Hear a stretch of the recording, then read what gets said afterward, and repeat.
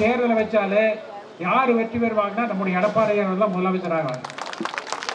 இன்னைக்கு இந்த பாராளுமன்ற இடைகளோடு சேர்ந்து சட்டமன்ற உறுப்பினருடைய தேர்தல் வந்தால் உறுதியாக எடப்பாடியார் அவர்கள் தான் முதலமைச்சராக, இந்த மாற்று கருத்து கிடையாது.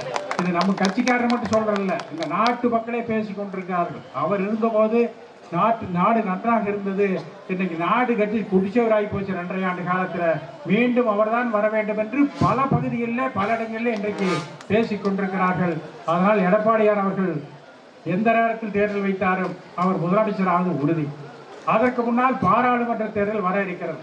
இந்த பாராளுமன்ற தேர்தலில் என்ன பொய் பேசலன்னு இப்போதே கமிட்டி போட்டாங்க.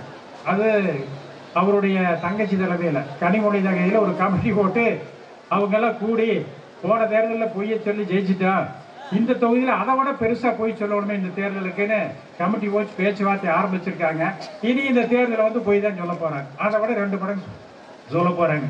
அதை செய்வோம் இதை செய்வோம் ஏதாவது ஒன்றும் செய்ய மாட்டாங்க. இது எப்படி இந்த 1000 ரூபா கொடுத்து பாதி பேருக்கு கொடுத்து பாதி பேர் ஏமாத்திட்டு இருக்காங்களோ அதே மாதிரி என்ன பொய் சொல்லாமல் திட்டம் போட்டிருக்காங்க. அது நீங்கள் வருகின்ற தேர்தலில் ஏமாறக்கூடாது. அதோட காசு கொடுப்பாங்க, ஏன்னா இன்னைக்கு தான் கொள்ளையடிச்சிட்டு இருக்காங்க, அதனால காசு எவ்வளவு வேணாலும் கொடுப்பாங்க. இது எல்லாம் ஏமாந்து மீண்டும் வாக்களித்தால் இந்த நாடு கெட்டு குடிச்சாரு. அப்புறம் இந்த நாட்டை காப்பாற்றவே முடியாது. அவருடைய ராஜ்யமாயிரு அது அவர் வந்தார், இப்போ மகன் வந்தா பேரன் வந்தா இப்போ கொள்ளு பேரன் வந்து உட்காந்துருக்கான், ஸ்டேஜில் உட்காந்துருக்கான். அந்த நிலைமை தான் இன்றைக்கு ஏற்படும். அதனால் அதை திமுகவினுடைய நிலையை முறியடிக்குவது உங்கள் கையில் தான் இருக்கிறது. அதுக்கு தான் நம்முடைய எடப்பாடியார் அவர்கள் பூத் கமிட்டி அமைச்சிருக்காங்க, இதுவரை இல்லாத அளவுக்கு. அவர் சொன்ன மாதிரி முதல்ல 12 பேர் அல்ல 18 பேர் அம்மா போட சொல்லிடுவாங்க, எழுதி கொடுப்போம் நடக்கு. அது அம்மாவுடைய செல்வாக்கு, புரட்சித் தலைவருடைய எம்ஜிஆருடைய செல்வாக்கு. அதனால் நாம் எளிதில் ஜெயித்து விட்டோம். இன்றைக்கு அந்த இருவரும் இல்லை, இருவரும் தலைவர்களும் இன்றைக்கு இல்லை. நம்முடைய எடப்பாடியாருடைய தலைமையிலே தான் இந்த தேர்தலை சந்திக்கிறோம். அது கூட்டணி, எந்த கூட்டணி இல்லை.